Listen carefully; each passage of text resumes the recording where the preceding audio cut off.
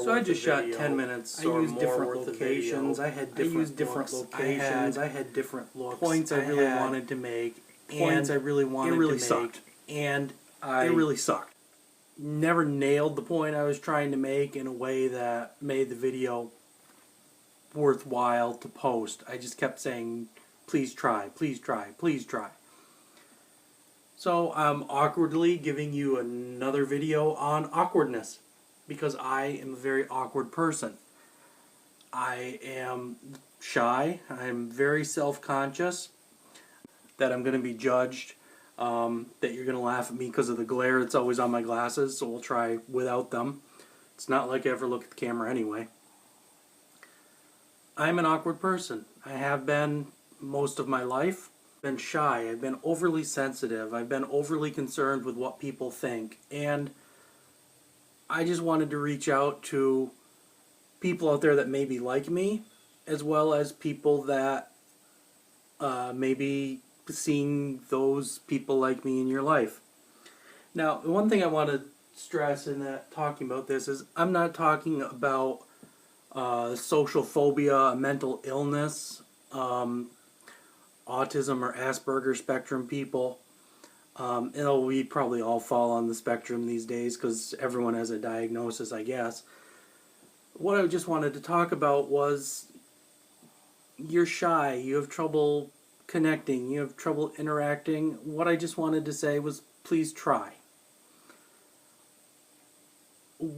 For all the issues I have, one of the things I have learned is that some of the negativity I've felt was my perception and wasn't always really out there. The jocks may not have wanted to hear my 45-minute discussion on Deadpool versus Wolverine's healing factor, but they would have talked to me about sports or school or people we had in common. So it was partly I just needed to learn to shut up and be polite to people on a socially nice way. And then if you're on the flip side of that, if you have those people in your life,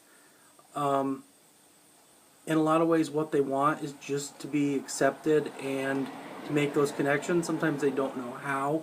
Sometimes they lack the social skills or the social graces to make those connections. So I'd ask you to reach out. In the video I scrapped, it was because I just kept saying, please try, please try, please try. Which doesn't give you a lot of advice or a lot of technique, but it's really, as an awkward person myself, all I can really suggest. I wish when I was a younger person I would have stepped out of my comfort zone more and attempted to make a connection, attempted to build some bridges, attempted to not just hide in the corner and wait for it to be time to go, I guess. That would have been really key. At the same time, as uncool and awkward as I was, there were people in my life who were more uncool and awkward, and I feel I didn't try properly to connect to them, in part because I was afraid of how I'd be perceived for associating with the weirdest of the weird, because I was so concerned about my own social standing.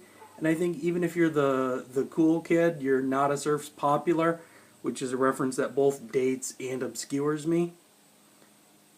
If you're that popular kid, you're still concerned about where you fit in and where you belong. And very few of us at any point in our life have the self-confidence and self-assuredness to just say, I'm going for it. We're always concerned.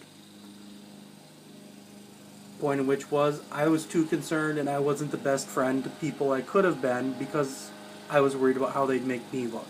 So all I can ask of you is try to be decent to each other. Try to have patience with each other.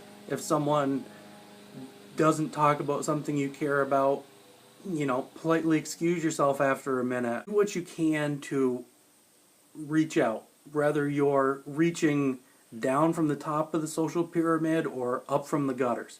Just it helps everyone if we can be nicer to each other. And we may not always understand each other. We may not want to be best friends ever. But it's so much better to try and to treat people like people, because that helps us all. And you